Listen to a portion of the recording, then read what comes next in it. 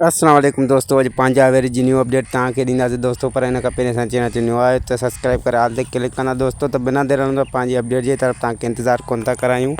जी दोस्तों, त तव्हांखे ॿुधाईंदा रहूं त पंहिंजा वेरी जी ड्रामा जी शूटिंग जेका त ज़ोर शोर सां हली रही आहे। जीअं त तव्हां लोकेशनियूं ऐं तस्वीरूं ॾिसी रहिया आहियो त हीअ उतां जूं ई आहिनि जिते शूट करे रहिया आहिनि पंहिंजा वेरी ड्रामे खे दोस्तों। ऐं एक्टर तव्हां ॾिसी रहिया आहियो त बहितरीनु एक्टर जीअं त सादिया चन्ना, एस भट्टी ऐं काफ़ी एक्टर तव्हांखे ॾिसण में अचनि था।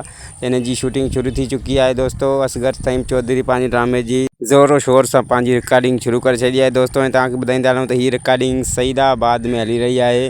जीअं त हिन में अख्तर खोखर ऐं काफ़ी एक्टर जेके आहिनि त ॿिया बि सिलेक्ट थी चुका आहिनि ऐं काफ़ी एक्टर अञा सिलेक्ट थींदा, उहे बि तव्हांजे साम्हूं ईंदा। ज़फ़र जिस्कानी बि आहे दोस्तों।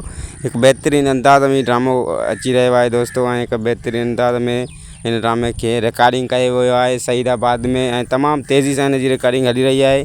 तव्हां दोस्तनि खे ख़ुशख़बरी इहा ॾियूं त तमामु जल्दी हिन जी रिकॉर्डिंग एंड थींदी ऐं स्पेल वरी ॿियो स्पेल खां पोइ जेको आहे त हीउ ड्रामो स्क्रीन ते अची वेंदो दोस्तों। त हाणे तव्हांखे वधि में वधि महीने खां ॾेढ महीनो इंतज़ारु करिणो पवंदो त हिन जा टीज़र तव्हांखे आन मिलंदा दोस्तों। त जी दोस्तों, त वरी न्यू अपडेट जीअं ई मिलंदी तव्हां सां शेयर कंदा रहंदासीं। असांखे ॾियो इजाज़त, ख़ुदा हाफ़िज़ दोस्तों।